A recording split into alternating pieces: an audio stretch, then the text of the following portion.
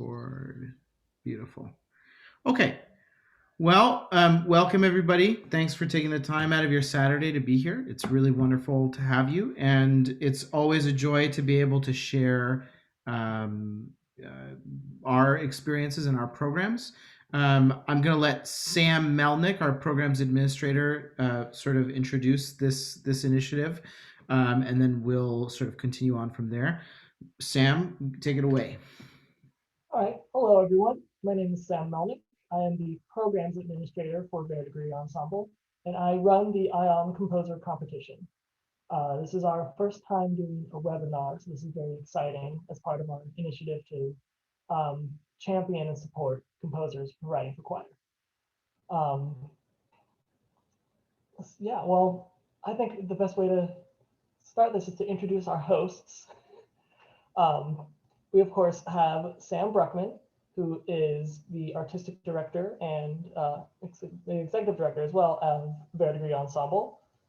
He will be speaking a lot of the conductor's side of things.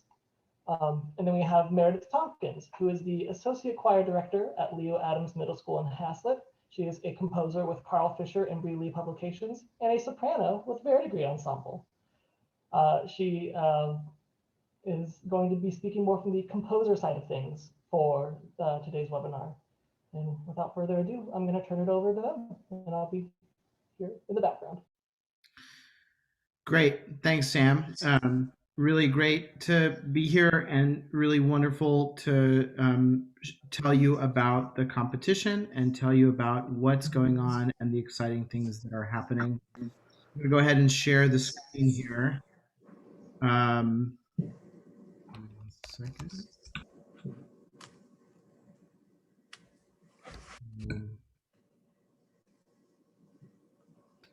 Can you see my screen here? Great, wonderful.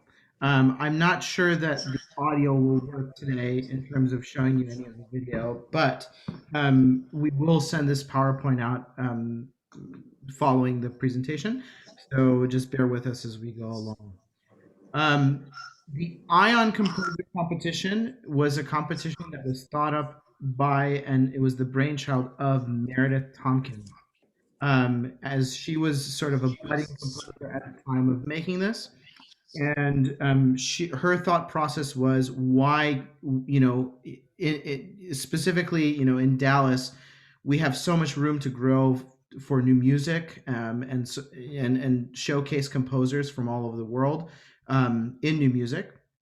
And we finally have a vehicle to do that through Verdigris Ensemble. So why shouldn't we take this opportunity? Meredith, please pop in at any point to sort of add to anything that I'm saying. But Ion came out of this idea of we are a new ensemble, or we were at that point a relatively new ensemble that really, really wanted to showcase compositional talent, and especially local compositional talent. And so our thought process for this was, why don't we make this a vehicle for that, and why don't we find a way to be able to do that in Dallas, Texas? And so that's what Ion came out of.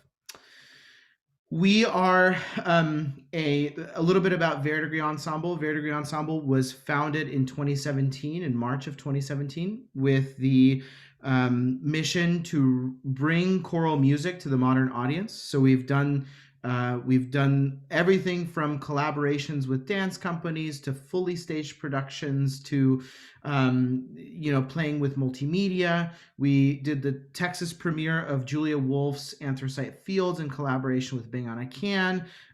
We just, right before coronavirus, we world premiered Anthony J. Maglione's Dust Bowl, which was basically a fully staged production with about 1,700 pounds of sand in the center of the stage and a 3/4 in the round stage.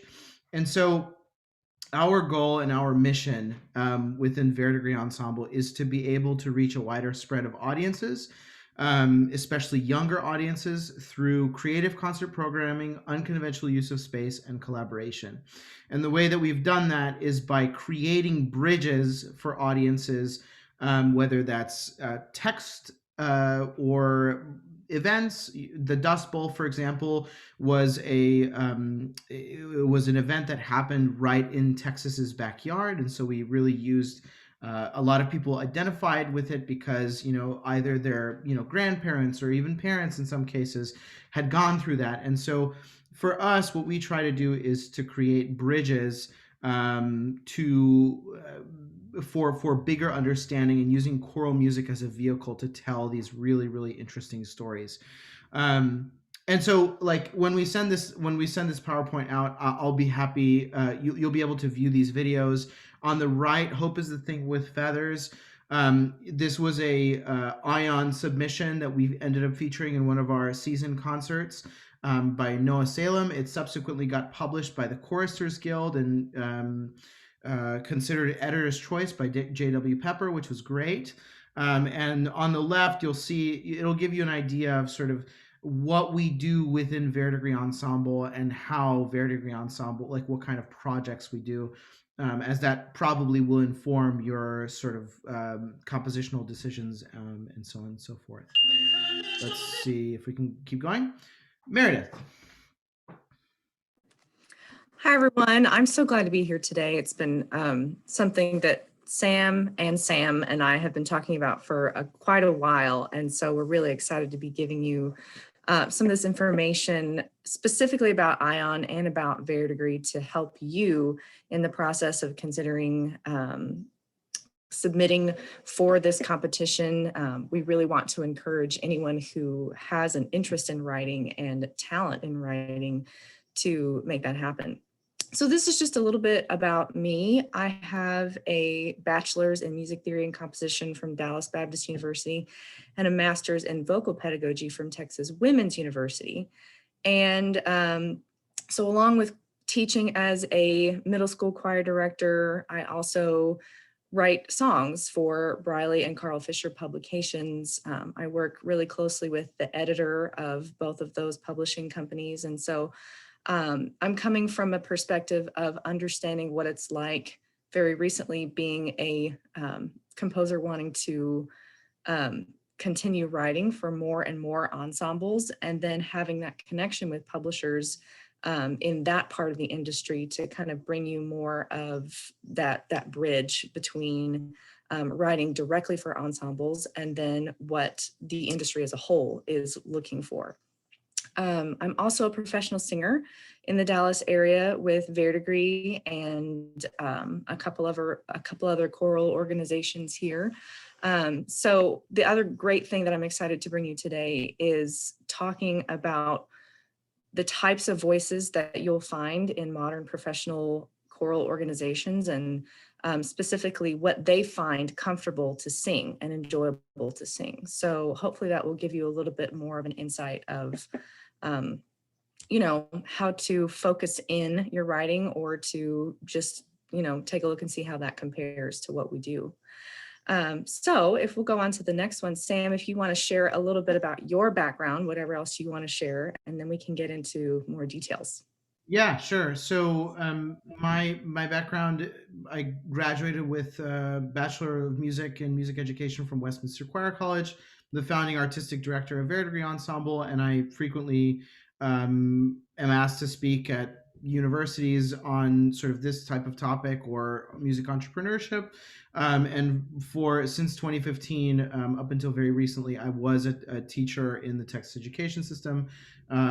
It's been a really wild ride, a great ride to be in that area and teaching in one of the best education areas of the United States. And so really, really thankful to continue that component with Ion.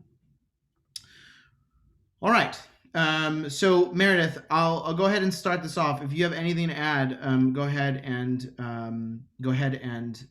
add anything as we go along. So these are some considerations for composition, writing for a 16 voice mixed ensemble. We're going to give you just we understand there's like a million things to consider, and so Meredith and I will try to sort of break this down into sort of manageable and most important chunks as we go through. So the first thing is, I've already sort of talked about this, but by now you kind of have an idea of the fact that Verdigris Ensemble is willing to experiment. It's willing to try new things. We've done all sorts of different genres, whether it be folk music or traditional choral or pop or almost verging on electronic music. We've done a lot, and we're not afraid to experiment, not just with vocal timbre or vocal quality, but also genre. And so that's definitely something to take into consideration. Many times composers come in thinking that they have to, compose in a very traditional choral style. That is not the case with us. And I just want to make sure to drive that home. We're all about innovation. We're all about using the different genres and styles to be able to tell a really compelling story. So that's the first thing. Next thing that I want to bring to attention, and something that is really important that I consider as the artistic director when I'm choosing repertoire, is the contrapuntal writing. Is the piece singable? Many times we've had submissions that are really brilliant and wonderful.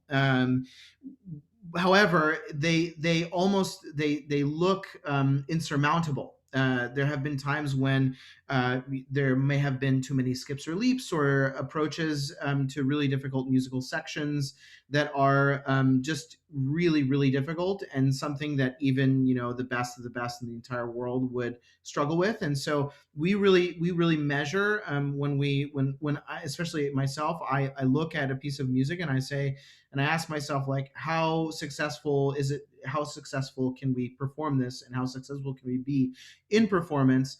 And many times, if there are a lot of skips and leaps or certain intervals that are just like constant and sort of insurmountable, I will not choose the piece of music, because it does not set our ensemble in the best. How do I say this? It doesn't necessarily showcase the work the way it needs to be showcased, and also the ensemble will struggle with it. I do want to bring attention to a particular piece of repertoire, though, called Betty's Notebook, that we commissioned in 2018. It's a little bit small. When we do send this out via email, you can take a closer look. This piece of music has been one of the most difficult pieces that we've ever sort of traversed, but I do just want to bring your attention to the fact that even though it is very difficult and it is bitonal in many cases, and especially on the second page, where it says the water on measure 154, you do have very clear indications and very clear part writing that leads up to really successful bitonality. So if you take a look at the measures leading up, you can see that this is written in such a way where, even though it is a really difficult passage of music, and it is not an easy thing to tune, it's not an easy thing for the ensemble, it is approached in an appropriate way such that it is possible for success for the ensemble. And so this is the point that I just want to the drive home, and especially as it pertains to difficult sections being approached manageably, and in such a way that is attainable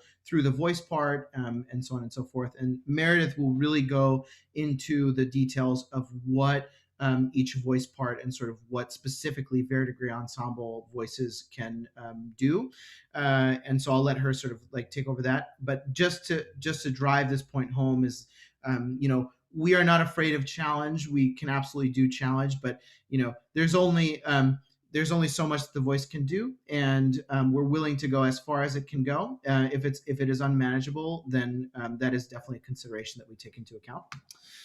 The other thing that I want to make sure to sort of mention is that one of the big things for me, as someone whose mission it is to bring choral music to a wider spread of audiences, is to make sure that the words and the text really support the musical texture, and vice versa. The musical texture supports the text choice. So what do I mean by that? It's, for me, guaranteed success is using music as a vehicle to accentuate the message of what you're trying to put across. So I've listed several examples below that we've performed: Constellation of Apollo, Anthracite Fields, The Little Match Girl Passion. These are all pieces that we consider to be like pretty successful in terms of being able to create certain soundscapes and certain textual passages that really, really connect with audiences. And the other thing, just to mention really quickly, is that we want to make sure throughout the process of Ion that the text that is set is that there are rights to be able to set it and to sing it. So we want to make sure that or do be sure as you submit to Ion that you're very clear on do you have the rights to the text? Are you allowed to use the text? And if not, or if you need to get a license, have you gotten a license? How long is it? And where can we find basically proof that that is the case? And so I encourage you again when we send out this PowerPoint to you after the presentation, I do encourage you to take a listen.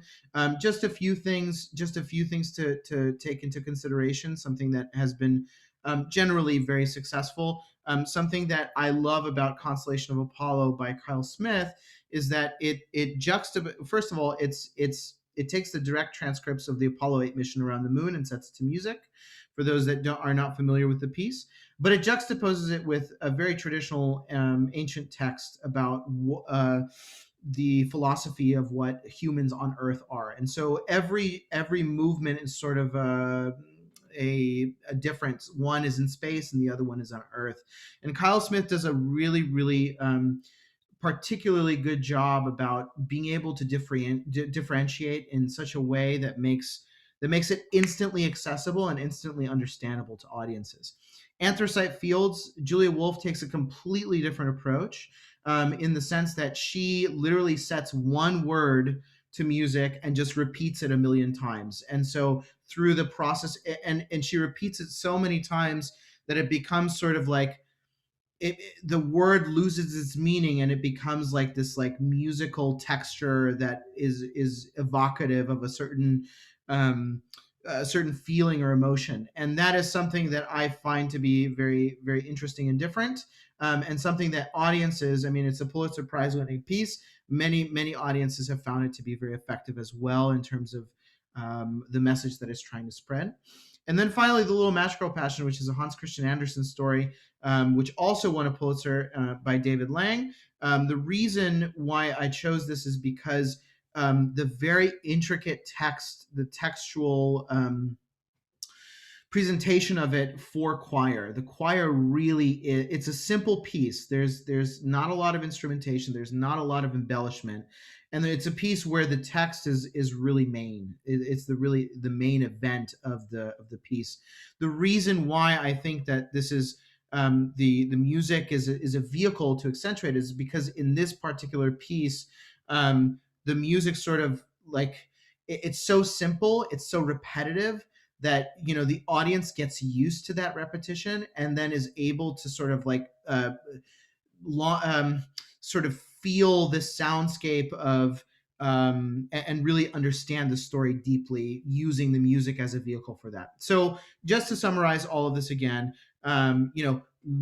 what we look for in Verdigris is like, does the text content match the music and vice versa? And if the answer is yes, and if it's really thoughtfully composed, then that's definitely a guaranteed success in our eyes, and in particularly in my eyes as I'm looking at music that is going to reach audiences beyond just choral lovers and choral appreciators. So do take a listen to these examples if you have the time. Unless you've already heard them, then great. And then I think I have one more slide here. Right. Yeah. So this is the most exciting part for me, and that is the innovative context of the composition. We have, as mentioned before, we've used instrumentation that has been very unusual. We've had folk bands, we've had mandolin, we've had bicycle wheel, we've had as instruments, we've had dancing, we've had certain extended vocal techniques, shouting, throat singing, things like overtone singing, and so on and so forth. All of these things are really something that we are not afraid to play around with. And the more that there is innovative context, the more interest that there is on our side, because it is something that we are able to give to audiences as like a thing to latch onto, as something to pay attention to. And that we've seen particularly successful. So, just to give you an example, the photo on the right is a photo that was snapped during our Dust Bowl production. You can see, as mentioned before, that the floor is 1,700 pounds of sand, and we actually, for one of the movements, there's a piano in the background which you can't quite see, but for one of the movements, we actually opened the piano, and we had the tenors and basses actually sing overtones, sing into the piano to create this like sequence of different overtones in the middle of the staged production. So these are all things that we love and that we love to take into consideration as we sort of look at Ion and how it folds into our mission, and so on and so forth. Meredith. So one of the things that we wanted to be really careful about on this webinar and recording is we want anyone who is considering writing for any purpose to know that we're not recommending a specific way to write your piece, a specific style. Your style is your own. You have your own background and things that, and training. And so you may be more on the traditional side, you might be more on the atonal side, or you might be somewhere in between with jazz and all kinds of other genres as part of your musical style and as part of how you write. So that is something that we want to encourage you to continue to stay true to. What the examples that we give you of things that we've done in the past are not necessarily saying, hey, please write this exact thing for us. It's an opportunity to give you ideas and to give you an idea of the types of things that we have in the past been very successful with, both in audience reception and in the ensemble's performance of it.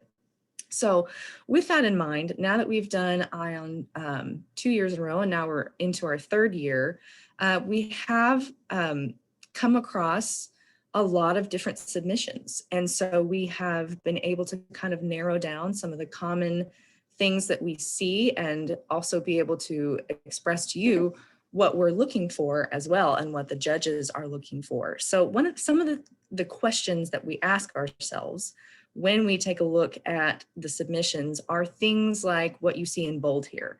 For instance, is the piece consistent in compositional style from beginning to end? This is something that reflects your confidence in your own compositional style. And some things that happen sometimes with early composers is that they have so many great ideas that while they're writing one piece, they end up trying to insert a lot of these ideas into one piece. And so some pieces can sound like 4 or 5 different pieces crammed into one, which there can be some really great things inside of that piece, but it doesn't have that unified whole that we're looking for, that has the unity of text and style to create something that is one message. So that would be something that we would be looking for, is that kind of unity within a piece, regardless of style. Other things like, is there a logical plan supporting the form, melodies, and progressions? This can be evident, and sometimes when you have very experimental pieces, sometimes the experimental pieces, it's very clear what they were trying to do. What compositional devices they were using and how they form that and work with a melody. And then sometimes you end up with pieces that appear to be random notes on the page for no reason, right? So the logic behind it is what we're looking for. Is there a plan behind it, a master plan? So that's what we encourage, is to have that as a way that's evident for judges to look at. And we have had judges in panels on the past who have been at the forefront of modern music and experimenting with all kinds of different things.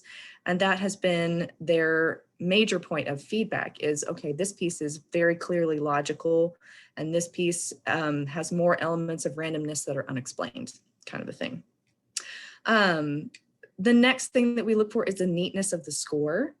Sometimes, as you might have already discovered, whenever you're writing with programs like Sibelius or Finale or even MuseScore, or whatever it is that you choose to write with, in the editing process, sometimes we end up with little pieces of text that we forgot to take out, or the page setup isn't quite consistent from beginning to end. So that's another thing that we look for is the logic, again, the logic behind how the piece is presented and the neatness of how it's been presented to us.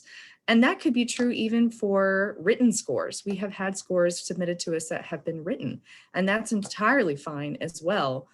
We just need to see that master plan behind that. Another thing that we have found helpful is when composers also add an additional, like a cover page or some sort of explanation along with their submission as to the background of this particular piece that they're wanting us to look at. Where did the text come from? What were some of the leading compositional devices that led you to create this piece of art? We are very interested in that, as you hopefully have learned from the earlier slides. We are so interested in telling stories and really portraying that human experience that we all experience through history now and in the future and in the past. So the more that we have of the background of that piece, the easier it is for us to start piecing together how your brain put it together. And that is something that we are very, very much interested in. All right, let's go to the next slide. This is just a little comparison of soprano, alto, tenor, bass music versus two parts on each, soprano 1, soprano 2, and so on. So Verdigris specifically generally has a 16 voice ensemble, 4 sopranos, 4 tenors, 4 altos.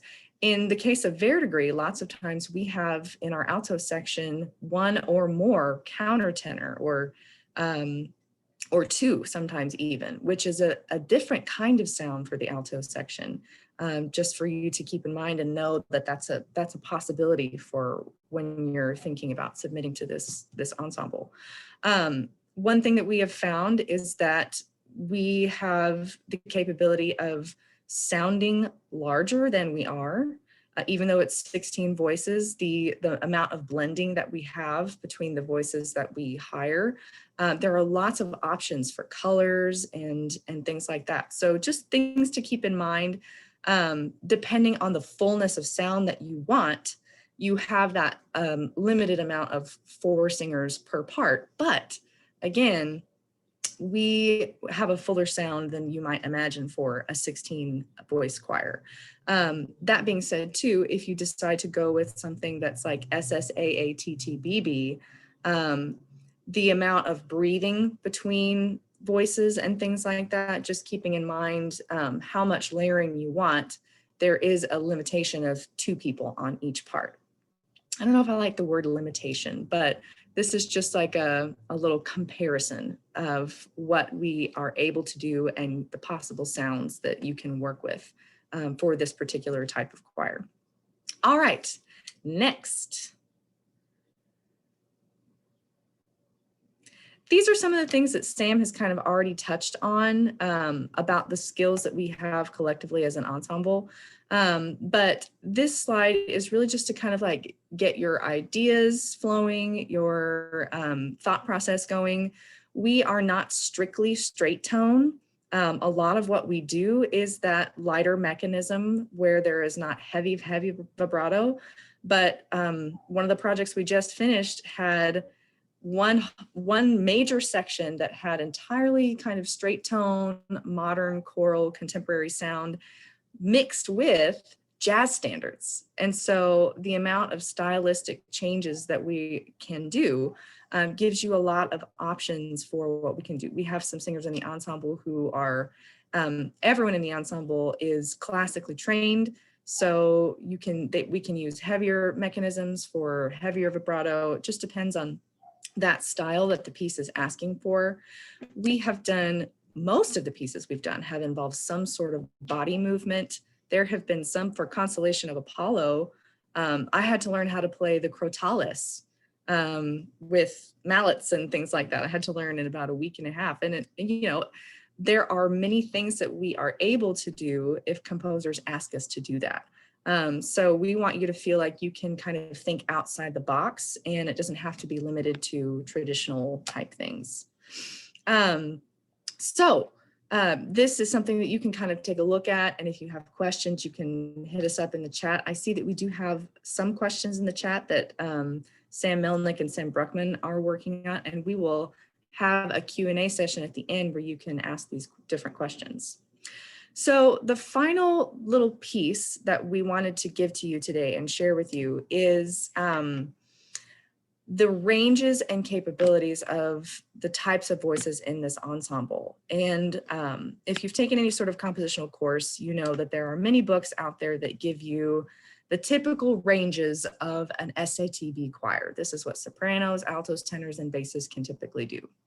And as a composer, I think those are very helpful, but there have been some times where it's felt like that was not written by that particular voice part. And so what I wanted to do was give you 4 slides expressing some of the specific highlights of what these voices are capable of, written by people who actually sing that voice part, and how it feels to them and where their register changes lie, typically, things like that. And so you'll find as you go through these slides, some inside information for this specific ensemble as to what we are capable of and what is comfortable to sing and all things of that type. Soprano is here. If you notice, I did not divide it into Soprano 1 and Soprano 2. Because for the most part, Soprano 1s and Soprano 2s, at least in the Verdigris Ensemble, have an equal capability of flipping back and forth. Each individual is different in their own skills and strengths, but what you'll see in this paragraph here is pretty much true for all of the sopranos in this ensemble. And so I'm going to let you take some time once Sam sends this out, if you want to just kind of look through this and compare that with some of what you have been writing and, see how that matches up. And so that's the soprano. We can go down to the alto here if we'd like to. This is a little blurb about the altos that we have and also the countertenors that we have. Specifically what's comfortable to them, their voice ranges, the ages that we use, things like that. I found it very interesting asking for their feedback and input. They were so excited to have an outlet to say, yes, this is what we find comfortable. This is what range works for us. So I hope you find this sort of like an interesting comparison of the types of singing that is comfortable for these voice types. So there's that. We can go down to the tenor line as well. We can take a look at that. Splitting now from the soprano section, you'll see that we have done alto and countertenor, tenor 1, tenor 2, and then when we go to the next slide, it'll be baritone and bass, just to give you some information on those particular voice types, because we feel that there is a clear delineation between those different voice types. And then finally, let's go to that bass slide, baritone bass slide. The basses and baritones had so much to say. They wanted to tell you everything about what is comfortable to them. And I found a lot of this extremely interesting. So if you want to just take a look at that and then shoot us emails if you would like to. Any questions that you have are possibly things that we maybe even haven't thought about as questions that we need to answer.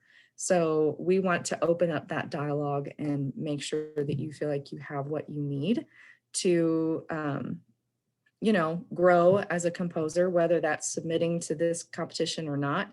The entire purpose of this is to just give you more tools and support you in your journey as a composer.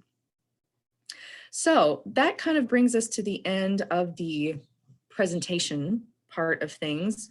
And this is our contact info if you would like. And, if you're looking for specific emails for us, we can certainly send you that. My email here, I'll just go ahead and put it in the chat for y'all, is tompkinsm8@gmail.com. And we have some contact info here for both Sam Brukhman and Sam Melnick. And again, Sam Melnick has been doing such a fabulous job taking the reins of this competition this year. It was his idea to do this webinar, and I thought it was fantastic. I wish I'd had that when I was starting out as a composer. And so if you have any questions specifically for him about submitting to the competition, he really is your go-to person because he has been digging into the nitty-gritty details and perfecting this thing as we go along with it.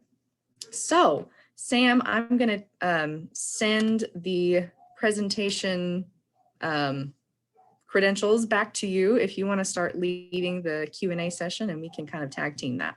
Sure, absolutely. Oh, Sam, go ahead. Oh, I wasn't sure which Sam we were talking about. It happens all the time.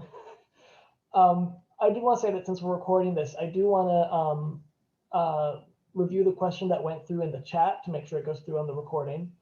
And we had a question specifically about submitting to the call for scores or the competition about length, if there's a guideline on length for the piece.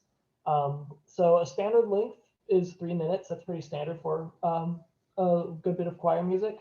For the competition, we recommend closer to 5 minutes or shorter, not necessarily because we don't like longer works, but because we'll be more likely to be able to program them if we're able to consider them for programming. And that's important. One person before this had asked me, like, I have this 20-minute piece I really believe in, but I have 3 different movements. Should I submit one movement, all 3 movements? In a case like that, I would suggest submitting one movement, the one you feel like best represents the work or best stands on its own, because we'll be able to see that it's one out of several movements. And if we really want to program the whole thing, we'll be able to get in touch about that. But for the call for scores, again, we suggest closer to 5 minutes, but it's not a hard rule. Okay. So again, this is a perfect time to ask questions for Sam and Meredith about selecting literature, writing literature. We can also ask questions about the call for scores specifically. You can ask them in the chat, you can ask them over voice, whatever you're most comfortable with. I'll give everyone a moment to think and type away. As people are typing, I just do want to say that the call for scores this year is a departure from what we've done before in the past. In the past, we had composers submit on a specific theme, essentially, and we thought that it was more appropriate, or Sam particularly, it was his idea to sort of put forth the effort to make sure that we don't put undue stress and extra work on composers who already have works. So our thought behind this is, to submit something you already have rather than to specifically compose something for this competition. Ultimately, our goal is to be able to use this competition as a springboard in the future. In the next 3 to 5 years, we'd love to be commissioning our ION composers for full-length works the way that we've commissioned other composers. So just to give you sort of the awareness is that, this competition is not just to showcase you once. It is something that we really, really highly value and highly treasure within the organization of just making sure that we have a really nice mixture, a really diverse mixture of different composers, different compositional styles, and so that we can cultivate, young composers and budding composers, not just in this competition, but in our future main stage seasons and so on and so forth. So very, very excited about that. And we've seen quite a bit of growth in the last couple of years, especially as it pertains to the composers in this competition. Great. Any other questions? Or if you don't have a question in particular, if there's something that really stood out to you in this webinar, and you want to type that real quick in the chat, and maybe like, oh, the emphasis on how the music matches the text, or thinking about vocal ranges. If there's something in particular that stood out to you, go ahead and let us know that. We might even be able to expand upon it a little bit since we have a little extra time. It's true. It really does help us for the future to know what you found valuable, so that we can highlight that in future and bring you more things of that nature. Absolutely.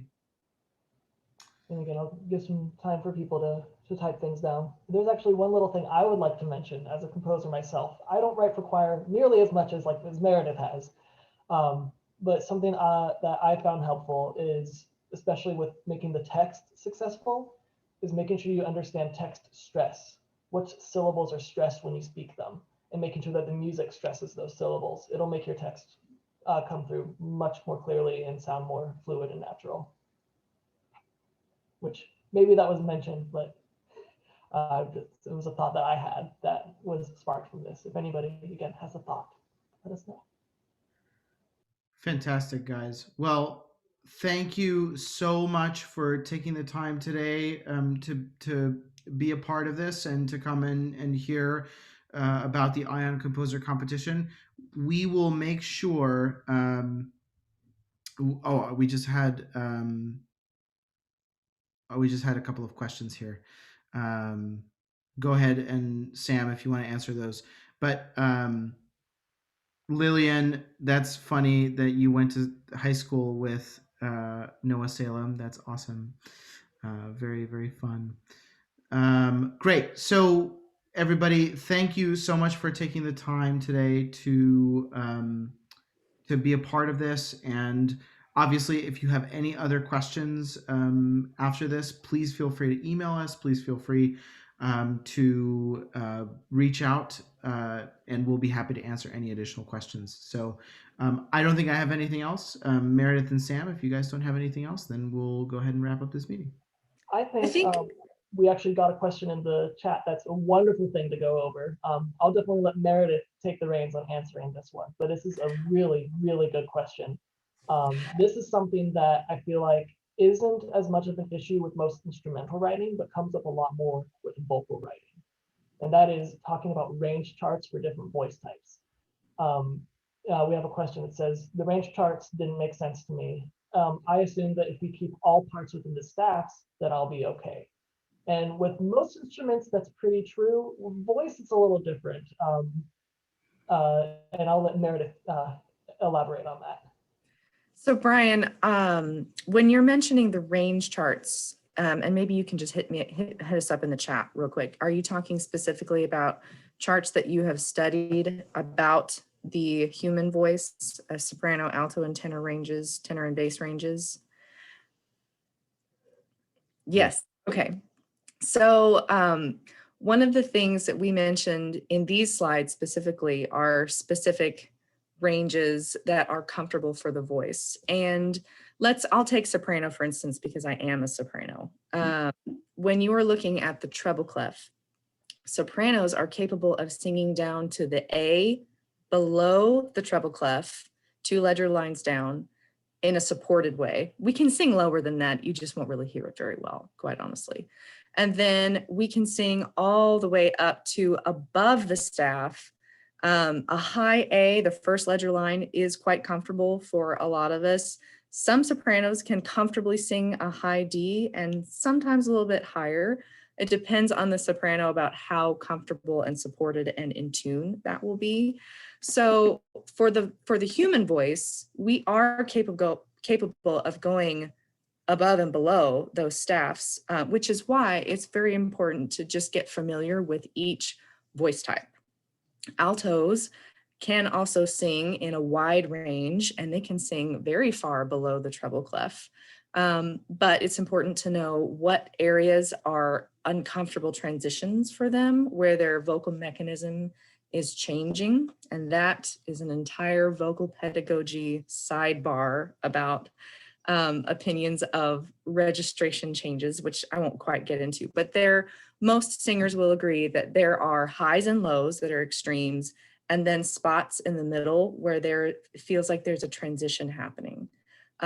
Which is why in those slides, we talk about the importance of not staying in those uncomfortable transition ranges too long. We can sing there, just repeated notes on that same area gets very tiring for the voice and reduces the amount of stamina to continue on with the rest of the piece with as much power. So I would encourage you, your best friend in this case is research. Research the human voice, research the different voice types and what they find comfortable in singing. And that's going to help you a lot.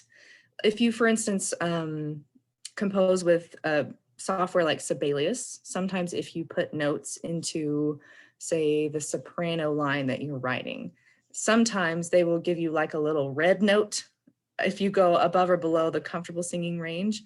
But even that sometimes is not quite accurate to the actual human experience. It's much, much safer to read material written by people who actually sing that can give you an insight of what is actually comfortable and what we're capable of singing. Does that answer your question? I hope so. Something else that I will mention about writing for choir, especially if you have an instrumental background, is that especially when writing for altos versus sopranos, they use the same staff and the same transposition, but have different voice ranges. You don't have alto in B flat like you have a trumpet in B flat or anything like that. In voice, everything is in concert pitch. And so, and since people don't really use alto clef when singing music, at least in more modern music, you have that kind of discrepancy between those voice parts. That was a very good question that a lot of people takes them a while to come to really, anyone will tell them how that works. So that was a very good question, Brian. Great, folks. Thank you again for coming today.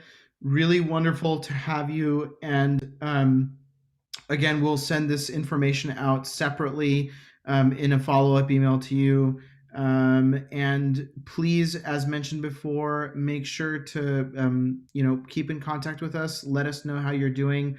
Sam, would you remind us the deadline for the submission for ION? Yes, the deadline is March 1st. You have until the end of the day on March 1st to submit it on Verdigris website, verdigrismusic.org/ION. Beautiful. You can find all the submission forms on there, or there's the submission form, there's the payment form, and there's also the scholarship form. If you find that a $10 fee for a chance for $500 is not affordable for you right now, that's okay. Just fill out the scholarship form. We want as many people as possible to be able to submit to this competition so we can give you this experience and the feedback from our judges. So please don't be afraid to use that. We want to support you. Great. Thank you for that, Sam. All right, folks, thanks again, and keep in touch. Thanks for coming today. Thank you, everyone. See you soon.